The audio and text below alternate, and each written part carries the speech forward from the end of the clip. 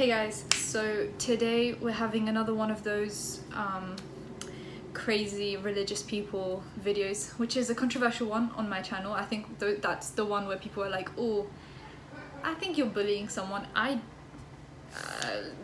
But we're gonna go back to it and we're gonna go to a different channel today, and this time we're not coming for one crazy religious girl, we're coming for two. And the one thing that I do have to agree with is the previous girl wasn't really hurting anyone. She was a bit crazy, like, don't get me wrong, my opinion still stands. She's back crazy, but she's not necessarily hurting anyone, and she's not really making anyone not do what they normally do. But you'll see what I'm talking about once I start watching these videos. These girls though, they basically just tell you how to live your entire life, from your makeup to your clothes to everything else. And I actually want to do this video because from my Millie T and Touch the Light video, I almost made it seem like girls can't wear what they want. And now here, let me just rephrase that for a minute. You can wear what you want and you can do your makeup however you want, as long as you're doing it for yourself and you're not doing it for someone else's gain or just for someone else. Do it for yourself. If you want to walk around butt naked, I'm no one to stop you, but do it for yourself. Do it because you want to walk around butt naked, not because you feel like someone else will gain something from it. Little disclaimer. Now let's get into these videos. So the channel we're talking about today is Girl Defined.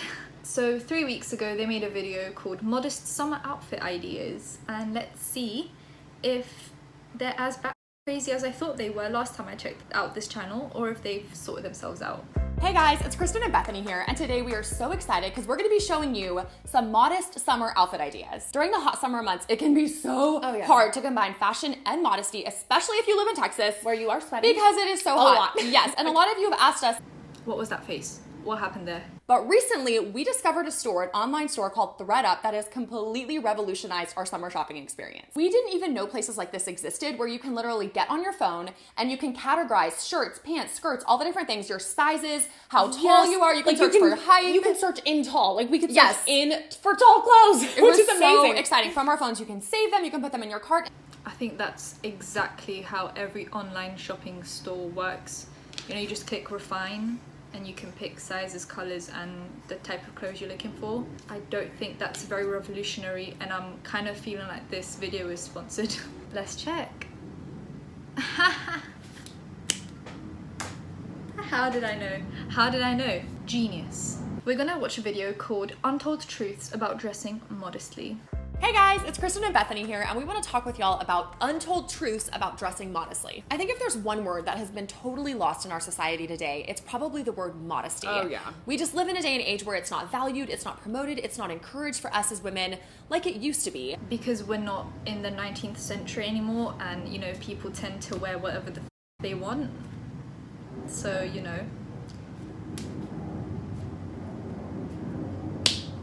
We're a civilized, you know, place, or at least more civilized than it used to be, and most places now tend to look at women not as objects, but as human beings who can wear, as I said, whatever they want. I know, it's crazy. It's literally mind-blowing. Ew, modesty, gross, you're gonna be dressing like a grandma, like you're gonna be so old-fashioned, like I want nothing to do that. Like, I didn't think that you could combine. So funny. I like how the one on the left always, in every video, laughs at stuff that's not funny. Like, she just laughs, like fake laughs, at everything that is just not funny at all whatsoever. Fashion, and I you think were crying about it. Yeah, I was crying because I really did not like it, and I didn't want to dress that way. So how about you don't? And then you don't promote that to other people. I just wear whatever you want. This video could literally be 10 seconds long. Just wear whatever you want. Do whatever you want, as long as you're doing it for you. See? Such a short video. So their second most popular video on their whole channel is 6 guys you shouldn't date, court, or marry, which kind of could be a decent video, I guess, just like a heads up, like, hey, these guys tend to not be that great, so if you want to avoid them, that's cool.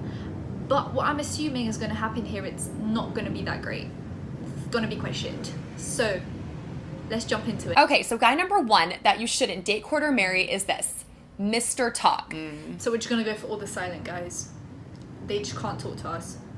Don't talk to me. So for example, he might say, yeah, I love the Lord, I love going to church, I love getting involved, I love reading my Bible, but behind the scenes, he isn't actually really doing those things. He's not consistently going to church, and he's not consistently reading his Bible. You're not consistently going to church, then get out of my life.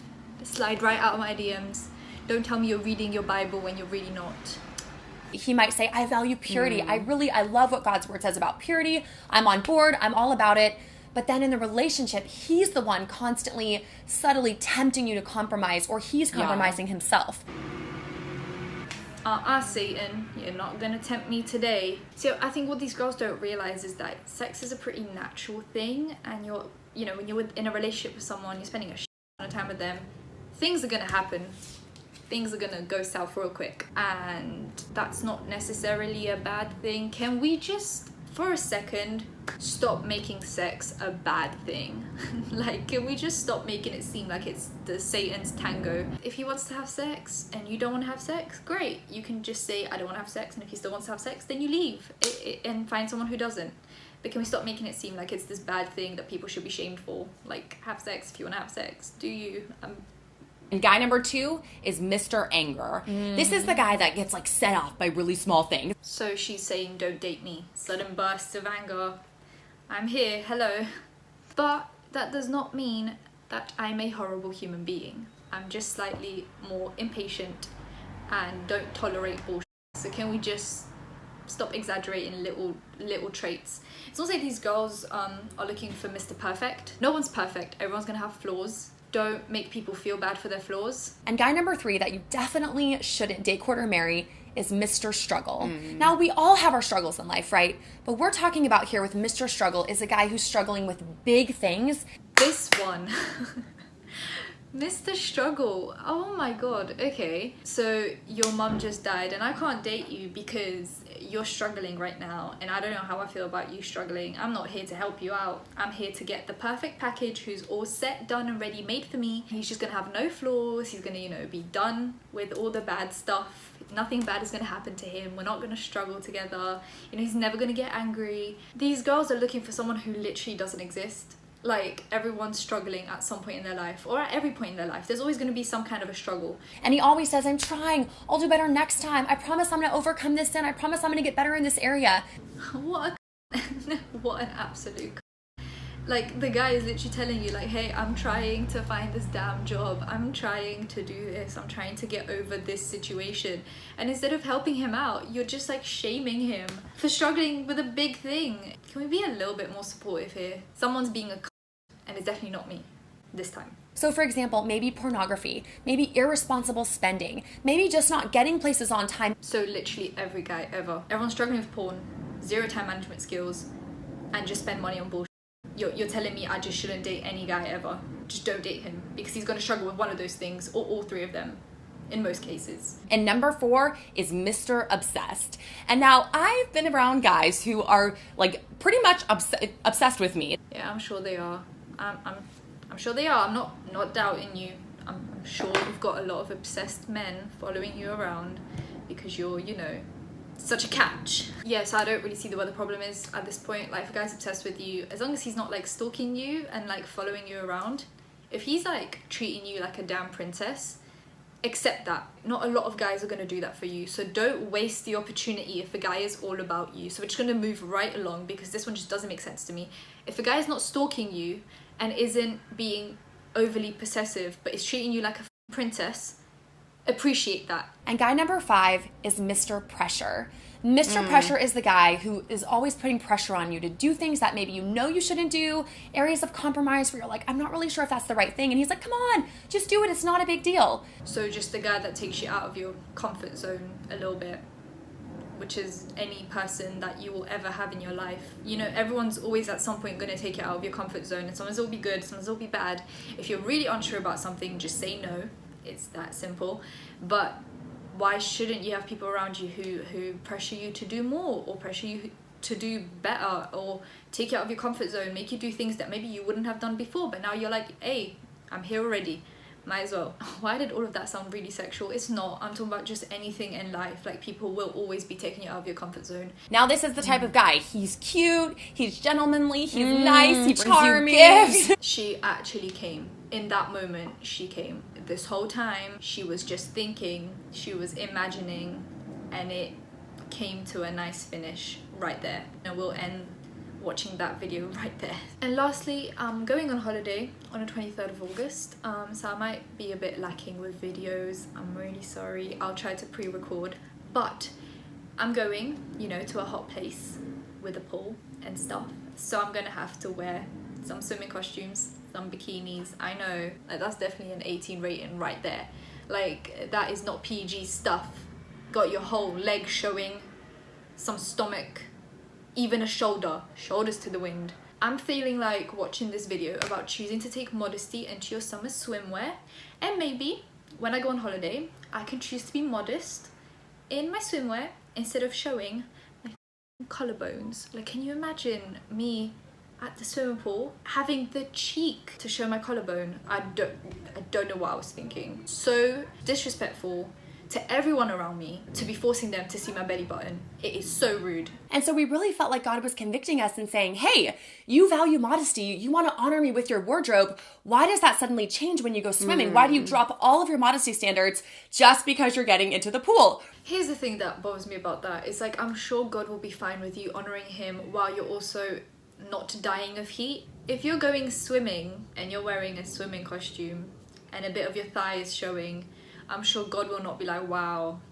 what a bitch. The two of us both wear long board shorts because when we wear in the dry world, we wear kind of like Bermuda shorts, long denim shorts. And so we decided, you know what? If we're going to be consistent in the wet world, we're going to have to wear board shorts. But that's what we found. And so we found board shorts and long board shorts. And then we found like surf tops, or even like if you find athletic, like tank tops. Like the you fit dry fit, whatever they're called. And they work really well in the water. So we just wear our board shorts and our tank top. Right, so what I learned here is that all my swimming costumes and all my bikinis are going into the bin because they are not honouring God in any way, shape or form. There is a lot of kneecaps everywhere and belly buttons and all that sexy stuff, you know? Yeah, so what I learned from this is I'm going to need to get myself some surfing shorts, a nice gym top, and then just hop in the pool. If you guys haven't realised, I'm very much against all of what they stand for.